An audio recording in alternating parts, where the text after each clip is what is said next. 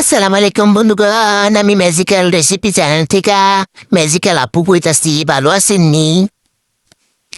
আজকে একটা নতুন রেসিপি লই আইছি। প্রথমে কিছু রুই মাছ লইলাম, তারপরে একটু হলুদ গুঁড়ো আর লবণ লইলাম, লইয়া খুব ভালো করে মাইখা লইলাম।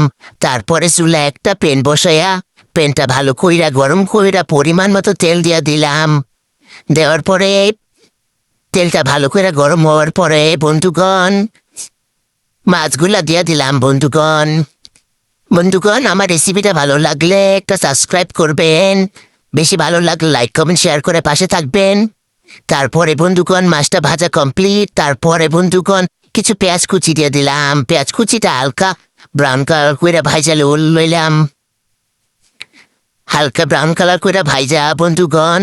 তারপরে এর ভিতরে কিছু কিছু গুঁড়ো মশলা দিব। তারপর একটু হলুদ গুঁড়ো, মরিচ গুঁড়ো, ধনিয়া গুঁড়ো, আদা রসুন বাটা আর লবণ দিয়ে দিলাম। বন্ধুগণ রেসিপিটা আপনারাও তৈরি করে খায়া দেখবেন, খুব মজা লাগবো।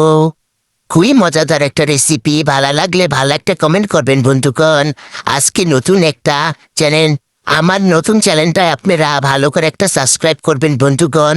তারপরে বন্ধুগণ খুব ভালো করে কষায় একটু পানি দিয়ে দিলাম।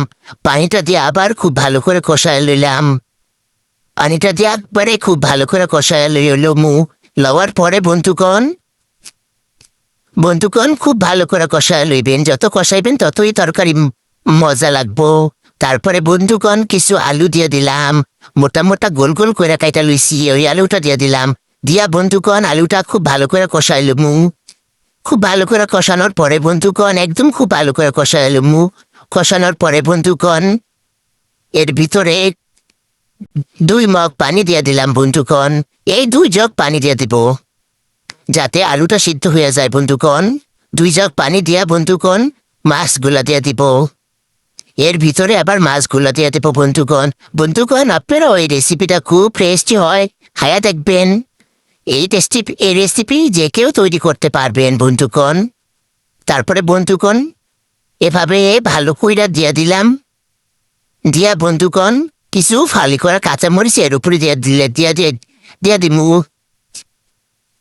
ফালি করা কিছু কাঁচামরিচ দিয়া দিলাম বন্ধুগণ আমার এই রেসিপিটা বেশি ভালো লাগলে আমার ভালো একটা কমেন্ট করবেন বন্ধুগণ, সাবস্ক্রাইব করবেন বন্ধুগণ। তারপরে বন্ধুগণ আমার ছোট একটা পাতা আছে, পাতা একটু ভাজা জিরা দিয়ে দিলাম। দিয়া ভাজা জিরাটা খুব ভালো করে পিষা তারপরে একটু এই মাছের ভিতরে দিয়ে দেবো। মাছের ভিতরে একটু জিরা গুঁড়ো দিলে খুব মজা লাগে। আপনারা দিয়া খায়া দেখবেন। ভালো লাগলে ভালো একটা কমেন্ট করবেন। আসসালামু আলাইকুম, ভালো থাকবেন, আল্লাহ হাফেজ।